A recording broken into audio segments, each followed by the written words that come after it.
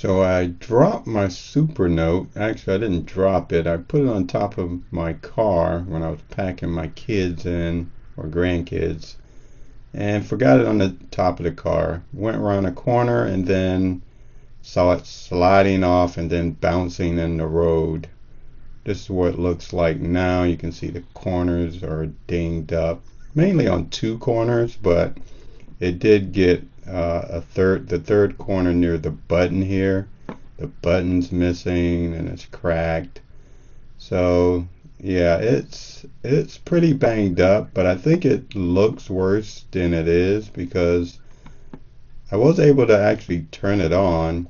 Kind of have to poke something in the little hole there to get it turned on. But once it turns on, everything works as it should. I had to wipe down the screen a little bit.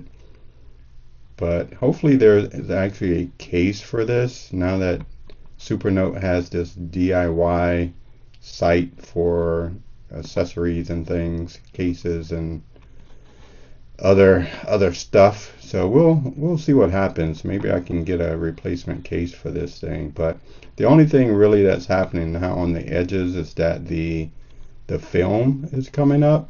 You can somewhat see it. Sorry, the video is a little shaky here, but you can kind of see the where it's bent on the edges there. The film is coming up. So eventually over time that might continue to come up, but right now it's just in those local areas in the top left and then the bottom right corner.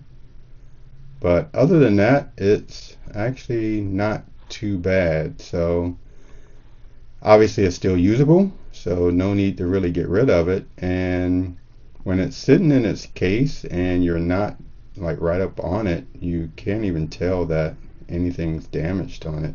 So I think I got lucky on this one here. It could have been a lot worse. I thought it was a lot worse. I had to drive around the corner to pick it up, and I'm not sure how many cars may have run this thing over when it was just laying there in the road. So I thought it would be a lot worse. The screen's actually pretty good on here, and as I mentioned, I can also go ahead and power it up. You can see it powered up here. I'm gonna go ahead and poke something in this hole to get it going, and once I get it powered up, you'll see that the pen actually works and the screen actually works. It's still responsive, so I can plug it in as well, and plugging it in, the power will charge. You can still even see the light come on in that corner. It's hard to see it right now, but when it's charging, it does come on. Oh, you can see it powered on now, and the green light there is on in the corner. We'll slide it down here so we can get a better view. And once it is on, alright, and now that it's on, if I go ahead and pull out the pen, I'll be able to write on the screen, and you'll see that it's basically just as responsive as it was previously.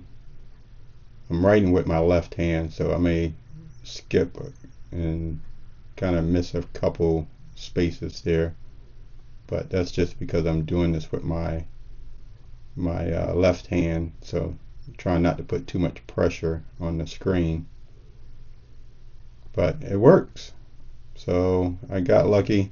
This shows that the Nomad is a pretty tough device, and it can kind of take a beating and keep going. It was in the case when it fell off, so that I think that helped just slightly. When I looked in the rear view and saw this thing rolling, as soon as it hit, it popped right out of the case. So the case didn't protect it too much, but I'm going to continue using it.